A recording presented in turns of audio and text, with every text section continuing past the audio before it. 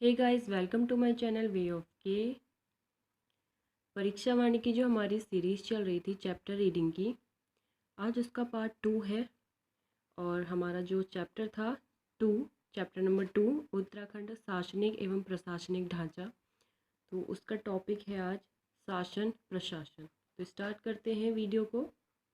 शासन प्रशासन देश के अन्य राज्यों की तरह इसका भी शासन प्रशासन संविधान के अध्याय 6, जिसमें अनुच्छेद 152 से 237 तक है, के अनुरूप संचालित होता है।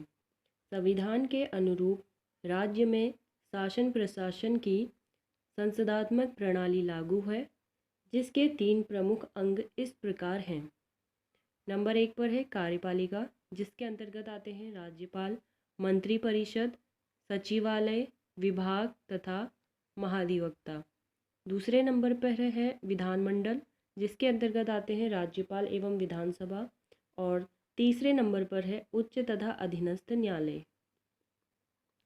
तो पहला है कार्यपालिका। कार्यपालिका के अंतर्गत आते हैं राज्यपाल। संविधान के अनुच्छेद 153 के अनुसार राज्यों के लिए एक राज्याध्यक्ष की व्यवस्था है, जिसे राज्यपाल या गवर्नर के नाम से जाना जाता है। राज्यपाल शब्द राज्य सरकार का बोध कराता है। राज्य की कार्यपालिका शक्ति इसी में निहित होती है, लेकिन वह इसका प्रयोग अपने अधीनस्थों के माध्यम से करता है। वह राज्य का संवैधानिक प्रमुख और विवेकाधीन शक्तियों के प्रयोग करते समय वास्तविक प्रमुख होता है। राज्य के विश्वविद्यालयों का कुलाधिपति और राज्य का प्रथम नागरिक राज्यपाल ही होता है। राज्यपाल की नियुक्ति 5 वर्ष के लिए राष्ट्रपति द्वारा की जाती है और वह उसी के इच्छा पर्यंत पद धारण करता है। राष्ट्रपति जब चाहे उसे पद से हटा सकता है। अब है मंत्रिपरिषद।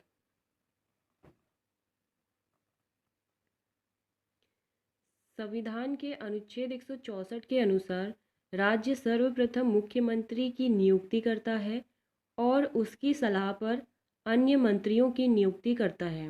नियुक्ति के बाद अनुसूची 3 के अनुसार पद एवं गोपनीयता की शपथ दिलाता है।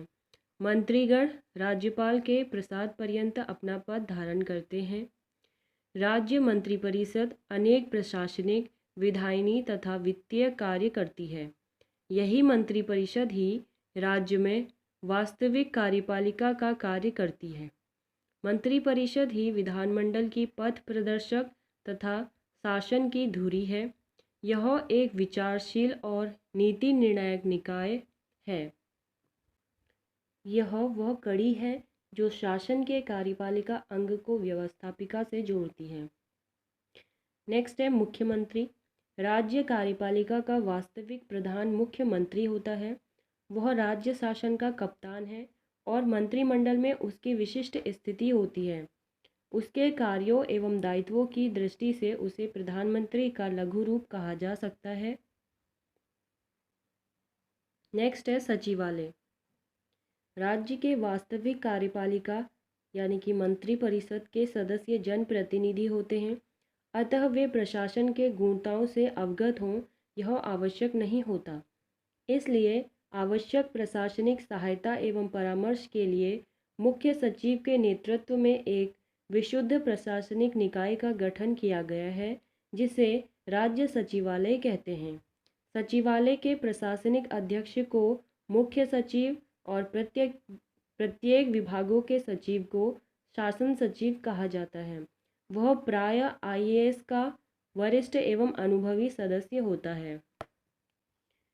सचिवालय राज्य प्रशासन के पर्यवेक्षण, निर्देशन और नियंत्रण का कार्य करता है। सरकारी नीति रचना हेतु आवश्यक सामग्री एकत्रित करना और उसका विश्लेषण कर मंत्रिपरिषद के सम्मुख प्रस्तुत करना सचिवालय का कर्तव्य है।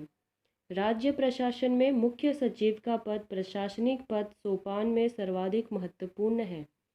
राज्य में जो स्थान और कार्य मुख्य सचिव का है, केंद्र में वही स्थान और कार्य कैबिनेट सचिव का है।